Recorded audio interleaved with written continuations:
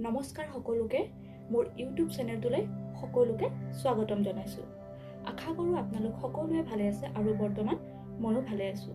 বন্ধু বান্ধৱীসকল, আজি মই আপোনালোকৰ মাজলৈ এটা নতুন বিষয় লৈ আহিছোঁ। সেইটো হৈছে গাইডেড মেডিটেশ্যন। এইটো হৈছে অতি পুৰণা সপোনপূৰ্ণ প্ৰেয়াৰ অৰ্থাৎ প্ৰাৰ্থনা বুলি যাক কোৱা হয় বা জনা যায়। আপোনালোকে গুগলত চাৰ্চ কৰিলেও আপোনালোকে এই সপোনপূৰ্ণ প্ৰেয়াৰ যিটো প্ৰাৰ্থনা তাৰ বিষয়ে আপোনালোকে জানিবলৈ পাব। আৰু তাৰে মই আপোনালোকক এটা আজি আভাস দিম আৰু ইয়াৰ লগতে মই আপোনালোকক গাইড কৰি যাম এই সপোনপূৰ্ণ মেডিটেশ্যনটো আপুনি কেনেকৈ কৰিব। আৰু এই মেডিটেশ্যনটো আপুনি প্ৰতিদিনেই কৰিব পাৰে। আপুনি ইয়াক অভ্যাস ৰখাটো দৰকাৰ।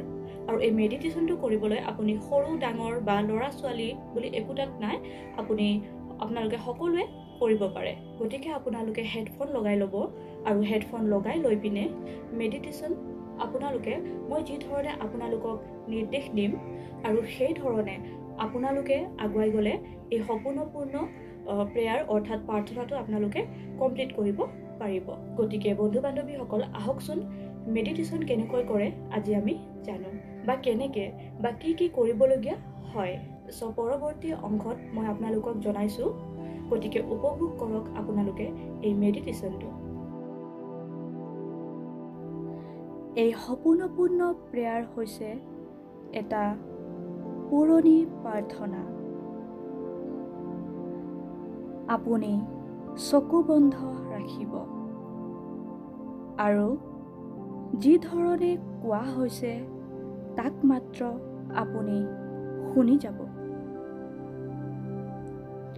এই সপোনপূৰ্ণ এটা 4টা কমন প্ৰেছৰ প্ৰাৰ্থনা, যিয়ে আপোনাৰ জীৱন সলনি কৰি দিব।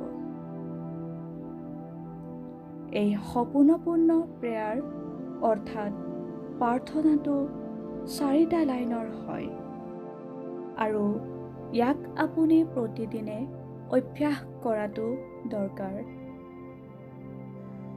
সদায় মনত ৰখাটো দৰকাৰ।